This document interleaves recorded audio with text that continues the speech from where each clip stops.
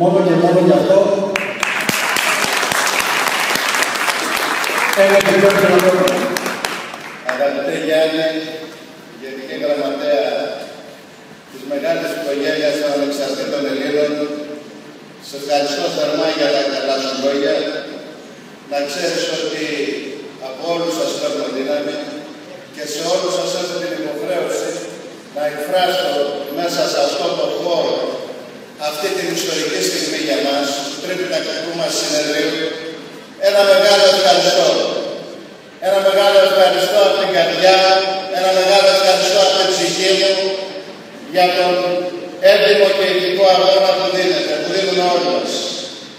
Αγώνα των ανεξαρτήτων Ελλήνων για ανεξάρτητη Ελλάδα. Αγώνα των ανεξαρτήτων Ελλήνων για καλύτερη Ελλάδα. Και ο αγώνας αυτός, φίλες και φίλοι, έχει στοιχεία σημαντικά που συνθέτουν την εικόνα.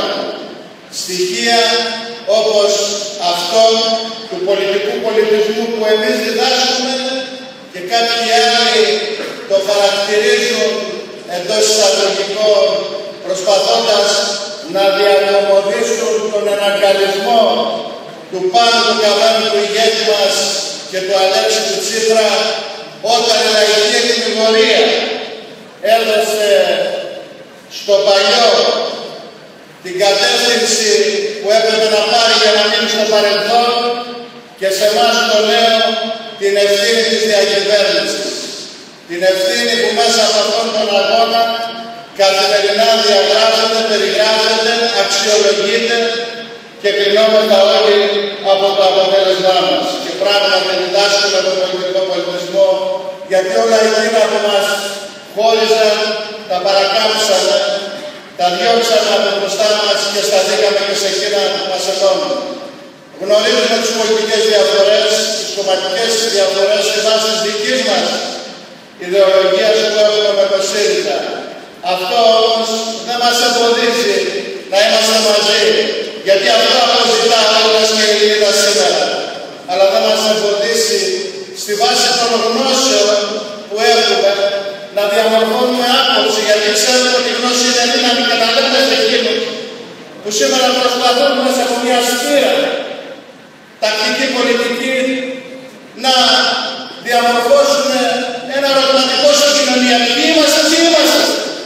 Είμαστε δεξιοί, είμαστε αριστεροί, είμαστε κομμουνιστές, είμαστε πατριώτες, φίλες και φίλοι. Είμαστε πατριώτες και επιστημίζουμε ότι κάποτε η Ελλάδα χρειάστηκε με την κυβέρνηση της Μητσοτάκη να συνεργαστεί με τον πρόεδρο τότε του Κομμουνιστικού Κόμματος του Χαρίλα Θοδωράκη.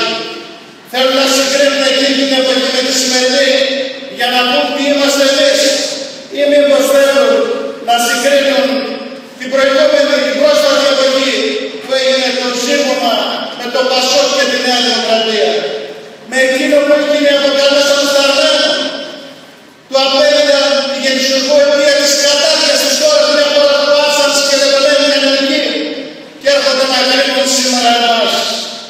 Έρχονται να κρίνουν λέγοντας ότι είμαστε άρρηκοι μνημονιακοί.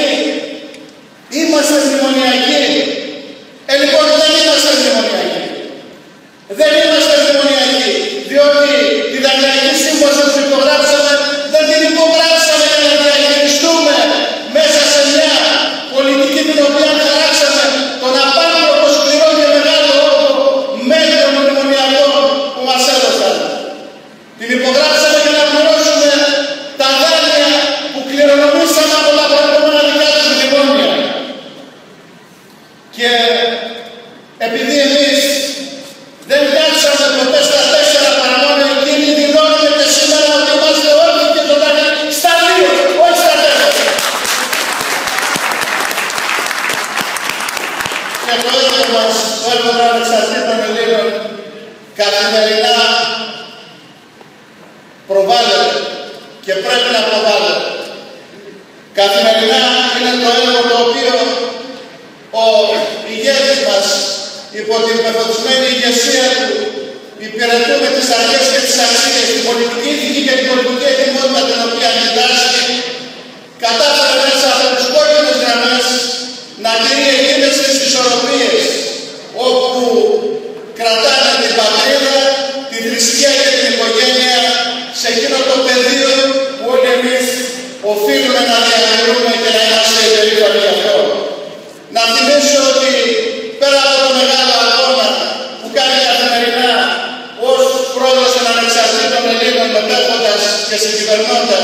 στη σημερινή κυβέρνηση. Να θυμίσω ότι ο αγώνας ως Υπουργός Εθνικής Άμυνας είναι κατά γενική ομολογία αναγνωρισμένος από τους υπηρετούντες στις ένοπλες δυνάμεις. Να θυμίσω πόσο πολύ συμβάλλει με την αξιοποίηση της περιουσίας του Υπουργείου Άμυνας και τι καθημερινό αγώνα κάνει να μπορέσει να προσχωρήσει οικονομικούς πόρους και να βοηθήσει έτσι σε δύσκολους καιρούς. Να θυμίσω τον αγώνα που δώσαμε στη Βουλή για την Ιθαγένεια για να μην περάσει. Να θυμίσω τον αγώνα που κάναμε και καταψηφίσαμε το μουσουλμανικό τέλος. Να θυμίσω τον αγώνα που γίνεται για τα ειδικά μισθολόγια. Να θυμίσω τον αγώνα που γίνεται για την επιστροφή των χρημάτων στη βάση της απόφασης του Κοινού της Επικρατείας για τις ένοπλες δυνάμεις. Να θυμίσω τον γενικότερο αγώνα κόντρα σε παλιές ανάλυτες πολιτικές τακτικές των προηγούμενων κυβερνήσεων, όταν σήμερα ο λαός πρώτου πρωθύπου της αυτοκτονίας και της δημοκρατίας παρέχει αυτή η κυβέρνηση σε αυτόν δωρεάν ρεύμα σε αυτές τις ομάδες, δωρεάν σύντηση, δωρεάν νερό, δωρεάν εισιτήρια. Αυτά λοιπόν, φίλες και φίλοι, και άλλα πολλά. Δεν θέλω να κατακραστώ την αγάπη και καλοσύνη του Προέδρου του Προεδρείου και να πλατιάσω. Ξέροντας ότι πρέπει και εγώ να είμαι σύντομος στον χρόνο μου, να μην δημιουργήσω και τη διάκριση απέναντί σας, θα μπορούσα να πω περισσότερα. Όλα αυτά δεν είναι αγώνας, όλα αυτά δεν αποτελούν δικαίωση, αλλά η κάθαρση και η διαφάνεια που καθημερινά επιχειρείται, οι δεκάδες τυπογραφίες που πάνε στον εισαγγελέα για να βελτιώσουν το αίσθημα του λαού, να το εκτονώσουν και να κάνουν τη διαφορά έχοντας το συγκεκριτικό προνόμιο με τους προηγούμενους. Δεν είναι αγώνας. Και δεν θα ήθελα να πω περισσότερα παρά μόνο επιτρέψτε μου να σας παραπέμψω στο φυλάδο του συνεδρίου, όπου υπάρχει και το δικό μου έργο που ως ελάχιστος υπηρετώ το Ελληνικό Κοινοβούλιο. Όμως πρέπει να θέσω ένα πρόβλημα, πρέπει να θέσω ένα θέμα το οποίο αντιμετωπίζω καθημερινά τόσο σε εσάς όσο και στους πρωταγωνιστές αυτής της επιτυχημένης συνεδριακής διαδικασίας, τον Παναγιώτο Στουρίδη και τον Γιάννη τον Μοίρα και όλα τα στελέχη που εργάστηκαν και τους οποίους για άλλη διαφορά ευχαριστώ.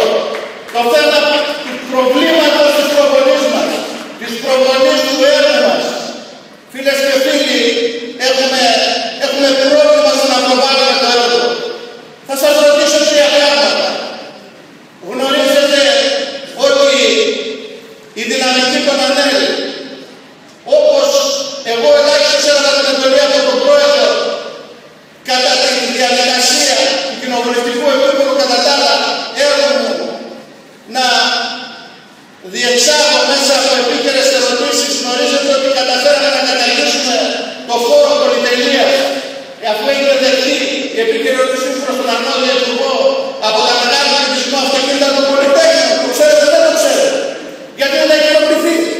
Το ξέρετε ότι η δύναμη των ΑΝΕΛ κατάφερε και πέτυχε δια του ομιλούντος με άλλη επίκαιρη ερώτηση να εμπνεύσουμε τον αρμόδιο υπουργό και να μας ευχαριστεί, διότι εμείς προτείναμε να μετατραπεί το επίδομα ανεργίας σε επιδότηση εργασίας. Δεν το ξέρετε. Δεν το ξέρετε γιατί δεν προβάλλεται πουθενά. Μέχρι προχτές ο Νίκος ο Κίνος με πήρε και μου είπε: ακούγεται ότι έχεις κάνει κάτι από τους κυνηγούς. Ακούγεται απλά γιατί δεν το προβάλλεις. Μα το έχω ήδη προβάλλει. Πού? Στο διαδίκτυο. Πού δεν το βρίσκω? Δεν το βρίσκεις γιατί έχουμε κάνει ένα διαδικτυακό λαβύρινθο. Πρέπει να πατήσετε δελτίο τύπου βουλευτή. Αλλιώς δεν θα έχει προμηθευτεί το ότι αν υπάρχει σήμερα κυνήγι.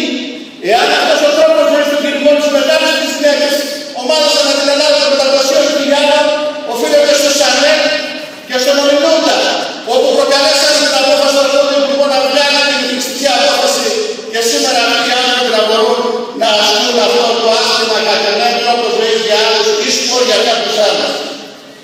Τελικά, τελειώνοντας, και ευχαριστώ για την αρνητική σας κύριε Πρόεδρε, θέλω να δηλώσω ότι είμαι στη διάθεσή σας. Κάθε μέρα με τηλέφωνα και πόρτος των δύο πολιτικών μου γραφείο ανοιχτά. Ξέρω ότι είμαστε μια μικρή κοινοβουλευτική ομάδα. Ξέρω ότι δεν έχουν βουλευτές έχουν Ελλάδα. Ελάτε και πάμε να βοηθήσω με φιλότιμο αμάτι και ειλικρίνεια, σκύβοντας τα νόμιμα και δίκαια χρήματά σας. Είμαστε τυχεροί που έχουμε το μεγάλο ηγέτη πάνω καμένο